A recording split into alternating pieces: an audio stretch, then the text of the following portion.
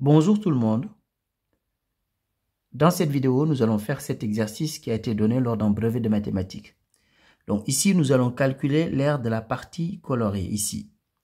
Donc nous avons d'abord un rectangle et dans le rectangle, il y a un triangle rectangle. Donc ici, dans un premier temps, nous allons calculer d'abord l'aire du rectangle. Ensuite, on calculera l'aire du triangle et on fera la différence des deux résultats. Donc ici, commençons d'abord par l'aire du rectangle. Donc l'aire du rectangle.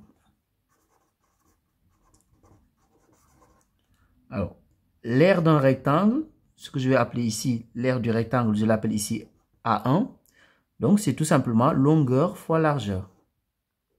Donc, la longueur, c'est 6 cm et la largeur, 4 cm.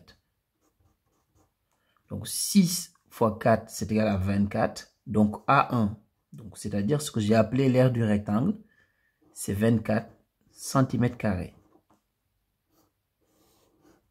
Maintenant, on va calculer l'aire du triangle ici. Donc, on calcule l'aire du triangle, donc R du triangle rectangle.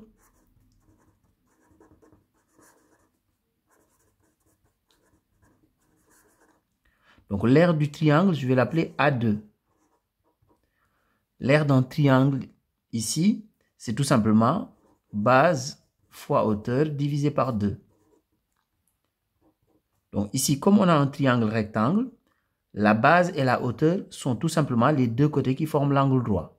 Donc, ici, on peut prendre 3 cm fois 2 cm. Donc, 3 fois 2, donc divisé par 2. Et 3 fois 2 divisé par 2, c'est tout simplement égal à 3. Donc, ici, A2, l'aire du triangle, c'est tout simplement 3 cm².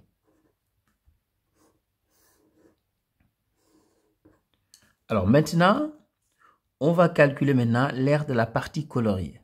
Donc, ici, l'aire de la surface colorée.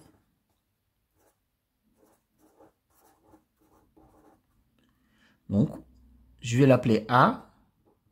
Donc, c'est tout simplement égal à A1 moins A2, c'est-à-dire l'aire du grand rectangle moins l'aire du triangle. Donc, c'est tout simplement A1 moins A2. A1, c'est 24, moins A2. A2, c'est égal à 3. Donc, A, c'est-à-dire l'aire de la partie colorée, c'est tout simplement 21 cm².